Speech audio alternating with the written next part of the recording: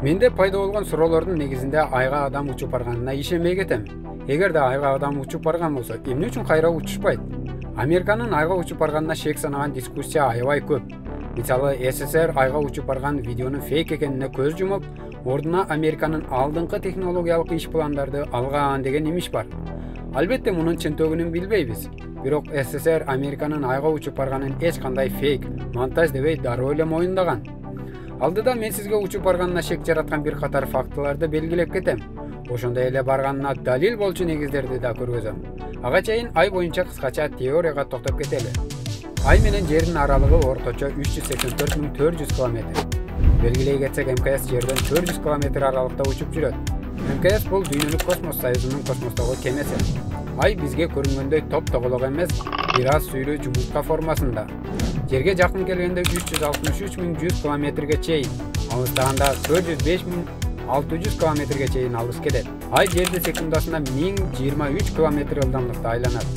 Жерди синхронно, мындайча айтканда, чогуу бир дисте тургансып айланат.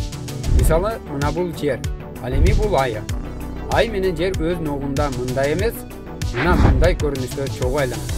Жана биз арткы бетин көрө албаганыбыздын себеби да ушунда. Арткы жагынын температурасы салыштырмалуу өтө төмөн, бирок тегиз келет.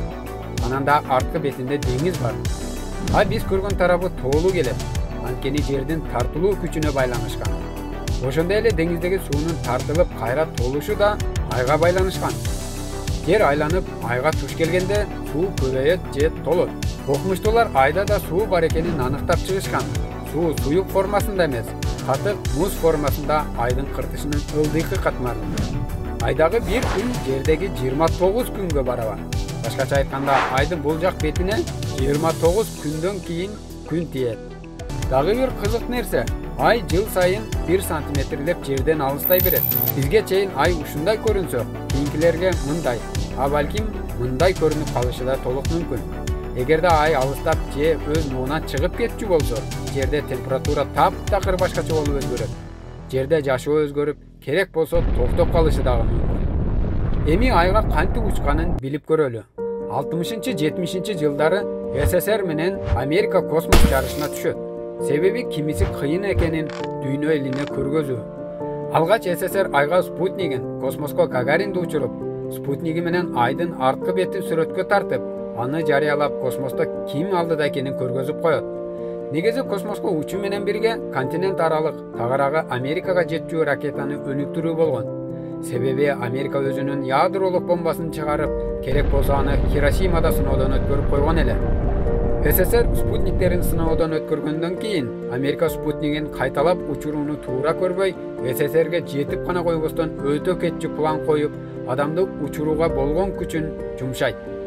Адамды айга жеткирүү үчүн ар кандай сунуштар айтылган.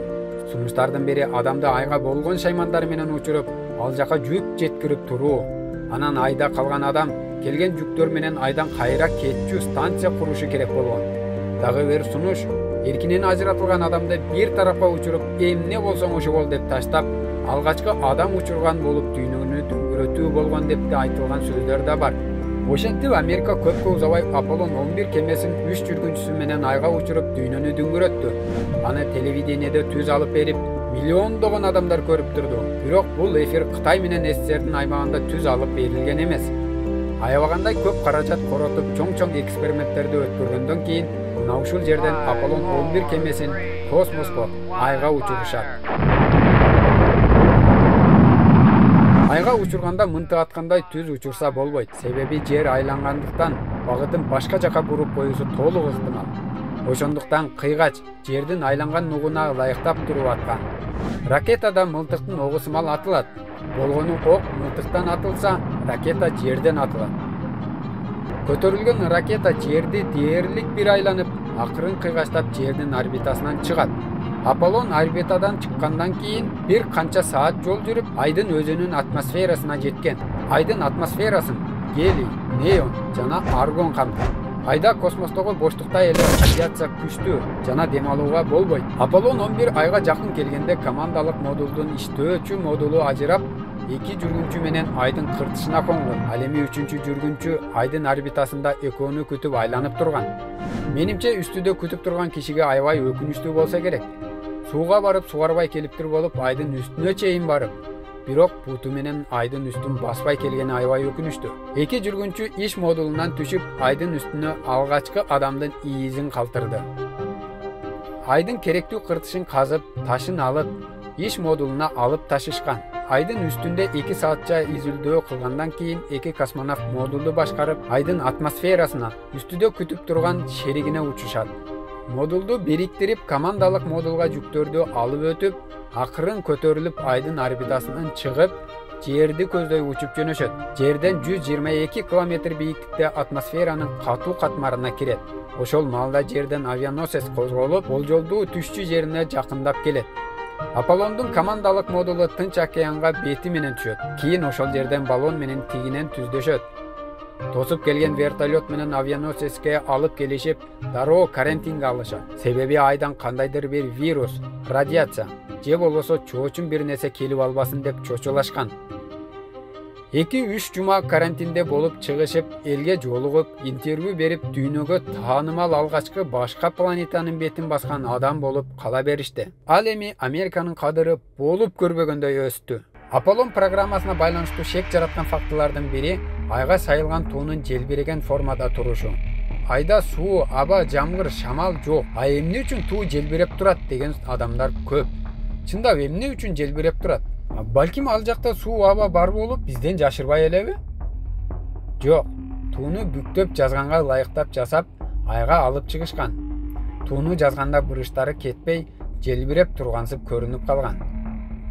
Экинчи шек жаратчу факты бул. Космонавт турган жерден арт жагын караңыз. Кап-караңгы болуп турат. Бирок эмнегедир жылдыз көрүнбөйт. Эмнеге? Жерде го мейли, күндүн нуруна чагылып, бизге көп жылдыз көрүнбөй эле калат. Бул жерде күн дагы жок, асман да кап-караңгы. Көрүнүш керек эле да. Себеби илгерки фотоаппаратта, башкача айтканда, выдержка жок эле. Фотоаппарат колдонгондор жакшы түшүнөт. Жылдыз кошо тартылбай калганын себеби выдержка туура коюлбай калган. Азыркы фотоаппарат, телефон автоматтык түрдө выдержка коюп тартат. Айга ушунча чоң даярдык менен учуп, кандайча 3 эле адам өздөрү эле кантип учуп келе алды? Ал мезгил санарып эмес, аналог технологиясы эми өнүгүп келе жаткан болчу да, деп ишенбегендер да көп. Туура, аналогдук технология эми өнүгүп келе жаткан эле. Ошондой болсо да, NASA өзүнүн технологиялык жабдыктарын ошол учурдагы алдыңкы жабдыктар менен толуктаган болчу. Ошондо биринчилерден болуп, компьютердин көлөмүн кичинерткен. Болбосо билесиздер да, биринчи компьютер бир бөлмөнү толук ээлеп алып, ал эми Аполлон кемесин толугу менен жерден башкарууга мүмкүн болгон. Радио сигналдын кармалуусу 2 секунд аралыгында гана болгон. Башкача айтканда, азыр сүйлөнгөн сөз 2 секунд аралыгында айга жетип турган. Космонавттарга жерден команда берип, эмне кылышты айтып турган. Айдан кайтарда жерден учканчалык көп энергия керектелген эмес. Жерден мындай көлөмдө учуп, айдан кайтканда ушундай көлөм менен кайткан. Жана кайтарда иштөөчү модулдун кереги жок болгондуктан аны айга таштап кайтышкан. Албетте жүк канчалык аз болсо, ошончолук жеңил болуп, жүрүүгө да ыңгайлуу болгон. Эгер сиз ушул жерге чейин эринбей көргөн болсоңуз, анда сиз да жөнөкөй адам эмессиз. Сиздин илимге, билимге кызыккан адам экениңиздин далили. Сизден сурай кетейин. Эгерде сизге ушундай илимий темадагы видеолор кызыктырса, комментарийге жаза кетиңиз. Мен да аябай кызыгам. Сиз жазган темада кийинки видеону даярдап, талкуулап, өзүбүздү өнүктүрөлү. Маалыматтарды кыскача алып, мазмундуу жерлерин гана талкуулайбыз. Ушундай темадагы кыскача видеолорду өткөрбөй көрүп туруу үчүн каналга жазыла кетиңиз. Көргөнүңүз үчүн чоң рахмат.